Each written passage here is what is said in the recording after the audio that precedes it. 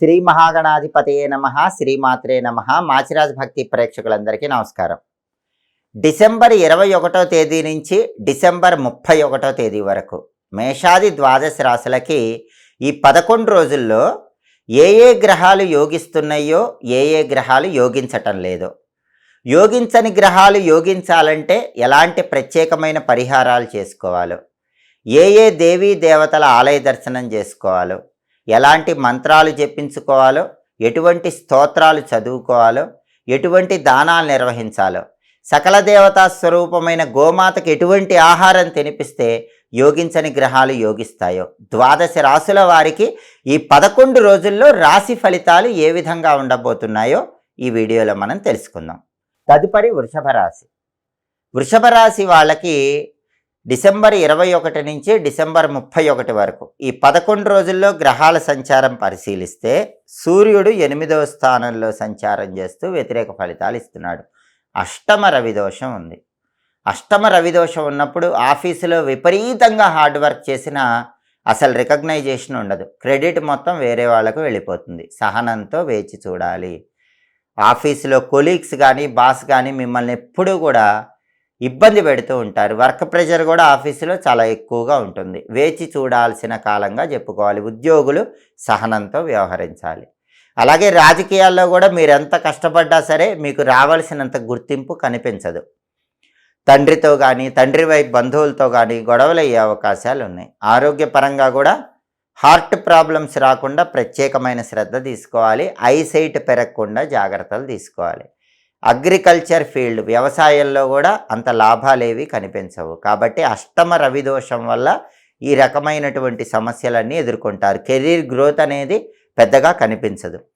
అలాగే ఈ 11 రోజుల్లో బుధుడు 7, 8 స్థానాల్లో సంచారం చేస్తున్నాడు. మొదటి 8 రోజులు 7వ సంచారం చేస్తున్నాడు. తర్వాత 3 రోజులు 8వ సంచారం చేస్తున్నాడు. బుధుడి సంచారం కూడా యోగించటం లేదు. బుధుడి బలం లేదు. కాబట్టి వృషభ రాశి విద్యార్థులు బాగా కష్టపడితేనే మంచి ర్యాంకులు వస్తాయి. కష్టపడకపోతే ర్యాంకులు రావటం కష్టం. కొత్తగా ఇంటర్వ్యూలకు వెళ్ళినటువంటి వృషభ రాశి వాళ్ళు కూడా క్వాలిఫికేషన్కి తగిన ఉద్యోగం రావటం కష్టంగానే ఉంటుంది. మీకు రావాల్సిన ఉద్యోగం కంటే కొంచెం తక్కువ స్థాయి ఉద్యోగమే మీరు ఇంటర్వ్యూలకు వెళ్తే వస్తుంది. కాబట్టి ఉన్న ఉద్యోగంలోనే కంటిన్యూ అవ్వటం మంచిది. వ్యాపారంలో కూడా మీరు ఆశించిన స్థాయిలో గొప్పగా లాభాలేవి కనిపించవు. మామూలుగా వ్యాపారం నడుస్తూ ఉంటుంది. బుధుడి బలం లేదు కాబట్టి విద్యారంగం, ఉద్యోగ రంగం, వ్యాపార రంగంలో వృషభ రాశి వాళ్ళకి సాధారణ ఫలితాలే కనిపిస్తున్నాయి.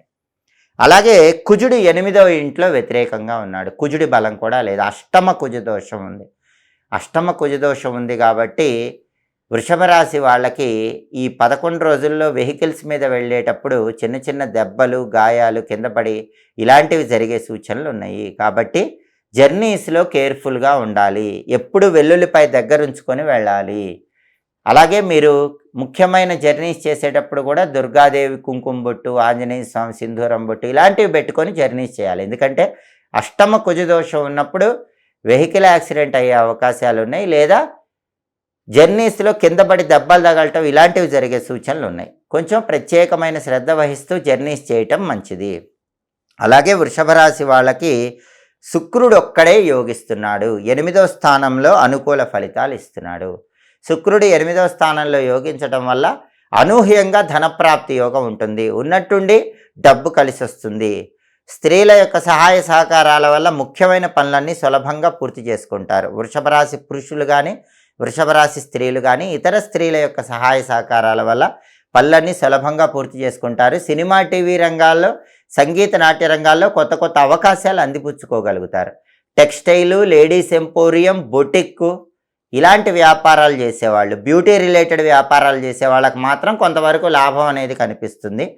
అలాగే ఎవరైనా సరే ఇంటీరియర్ డెకరేషను ఇటువంటివి ఏవైనా కొత్తగా స్టార్ట్ చేస్తే వాళ్ళకు మాత్రం కొంతవరకు అనుకూల ఫలితాలే ఉంటాయి. అంటే బ్యూటీ రిలేటెడ్ వ్యాపారాల్లో మాత్రమే, బ్యూటీషియన్ సంబంధించిన కోర్సుల్లో మాత్రమే శుక్రుడి బలం వల్ల వృషభ రాశి వాళ్ళకి అనుకూల ఫలితాలు ఉంటాయి.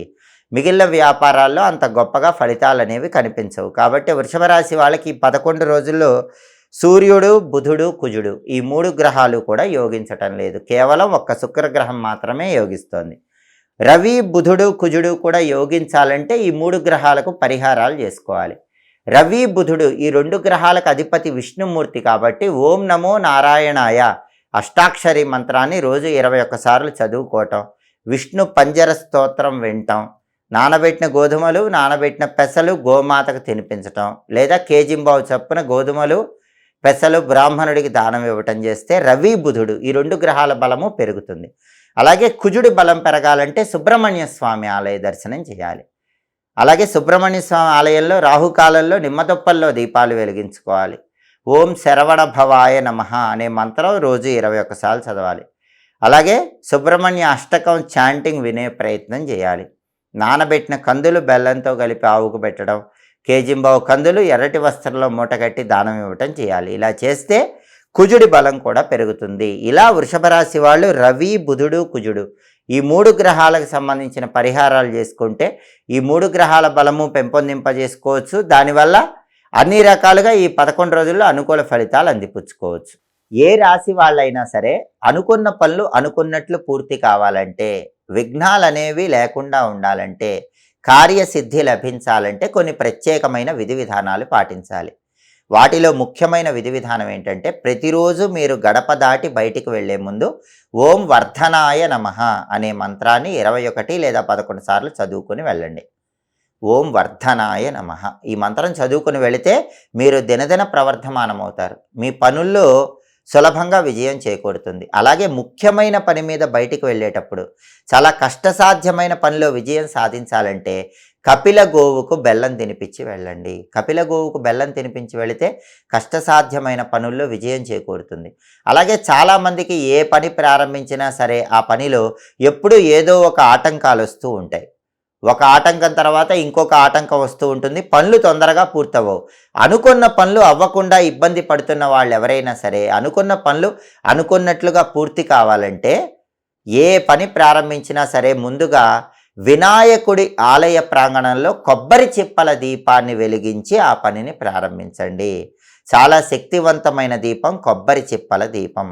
ఈ కొబ్బరి చిప్పల దీపం వినాయకుడి ఆలయంలో ఎలా వెలిగించాలంటే, ఎండిపోయినటువంటి కొబ్బరి చిప్పలు తీసుకోండి. వాటిలో కొబ్బరి మొత్తం పూర్తిగా తీసివేయాలి. కొబ్బరి తీసివేసిన తర్వాత ఎండిపోయిన కొబ్బరి చిప్పలు 2 గణపతి ఆలయానికి తీసుకువెళ్ళి గణపతి ఆలయ ప్రాంగణంలో ఎక్కడైనా సరే బియ్యం పిండితో ముగ్గు వేసి ఆ ముగ్గు మీద ఎండిపోయిన 2 కొబ్బరి చిప్పలు ఉంచాలి. ఆ 2 కొబ్బరి చిప్పల్లో కూడా ఆవు నెయ్యి పొయ్యాలి. ఆ తర్వాత ఈ 2 కొబ్బరి చిప్పల్లో ఆంగ్ల అక్షరము ఎక్స్ అనే ఆకారం వచ్చే విధంగా ఒత్తులు వేయాలి. మొదటి కొబ్బరి చిప్పలో ఎక్స్ అనే ఆకారం వచ్చేలాగా ఒత్తులు వేయాలి. రెండో కొబ్బరి చిప్పలో కూడా ఎక్స్ అనే ఆకారం వచ్చేలాగా ఒత్తులు వేయాలి. అంటే ఎలా వేయాలి? 2 ఒత్తులు తీసుకొని ఒక ఒత్తిగా చేసి ఆ ఒత్తిని వేయాలి. మళ్ళీ ఇంకొక 2 ఒత్తులు తీసుకొని ఒక ఒత్తిగా చేసి ఆ ఒత్తి వేయాలి. ఈ 2 ఒత్తులు కూడా ఇంటూ ఆకారం, క్రాస్ ఆకారం వచ్చేలాగా ఒక కొబ్బరి చిప్పలో వేయాలి.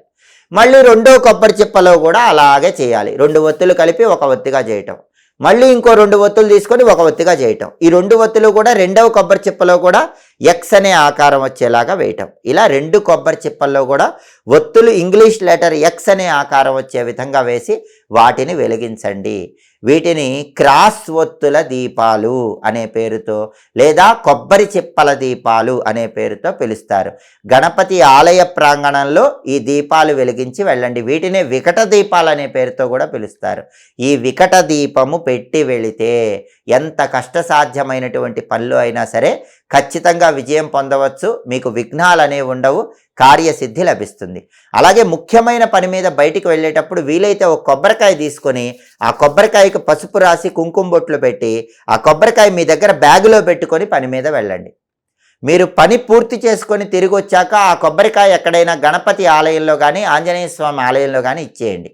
దీనివల్ల కూడా మీరు వెళ్ళి చేసిన పనిలో 100% విజయాలు రావడానికి ఆస్కారం ఎక్కువగా ఉంది. అలాగే కార్యసిద్ధి సులభంగా కలగాలంటే గణపతి ఆలయానికి వెళ్ళలేని వాళ్ళు ముఖ్యమైన పని మీద బయటికి వెళ్ళేటప్పుడు మీ ఇంటి బయట ఒక దీపం వెలిగించి వెళ్ళండి. ఆ దీపం ఎలా వెలిగించాలంటే ప్రమిదలో ఆవ నూనె పోసి అందులో లవంగం వేసి ఒత్తులు వేసి దీపం వెలిగించి వెళ్ళండి.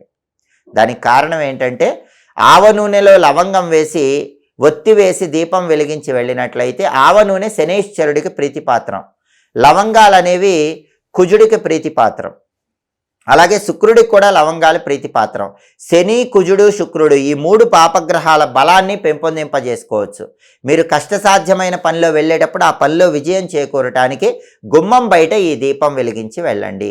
దేవాలయానికి వెళ్ళి వికట దీపం, క్రాస్ ఒత్తుల దీపం, కొబ్బరి చిప్పల దీపం వెలిగించి వెళితే ఇంకా అద్భుత ఫలితాలు కలుగుతాయి. దేవాలయానికి వెళ్ళలేని వాళ్ళు మీ ఇంటి బయటే ఈ ప్రత్యేకమైన ఆవ నూనె దీపాన్ని వెలిగించి వెళ్ళినా పాపగ్రహాలు ఇచ్చే వ్యతిరేక ఫలితాలు తొలగిపోయి అనుకున్న పనులు అనుకున్నట్లు దిగ్విజయంగా పూర్తి చేసుకోవచ్చు. ఎప్పటికప్పుడు దినఫలాలు తెలుసుకోవాలన్నా, 10 రోజులకు ఒకసారి గ్రహాల సంచారం బట్టి రాశి ఫలితాలు తెలుసుకోవాలన్నా, మాస ఫలితాలు తెలుసుకోవాలన్నా, సంవత్సర ఫలితాలు తెలుసుకోవాలన్నా, గ్రహాల సంచారంలో వచ్చే మార్పును బట్టి పాటించాల్సిన పరిహారాలు తెలుసుకోవాలన్నా మా మాచిరాజు భక్తి ఛానల్ తప్పకుండా చూడండి. మా వీడియోస్ మీకు నచ్చినట్లయితే మా ఛానల్ లైక్ చేయండి, కామెంట్ చేయండి. మా ఛానల్ వీడియోస్ 10 మంది మిత్రులకు షేర్ చేయండి. మా ఛానల్ సబ్స్క్రైబ్ చేసుకోండి. పక్కనున్న బెల్ సింబల్ ఒకటి మాత్రం మర్చిపోకండి. సర్వే జనాః సుఖినో భవంతు. స్వస్తి.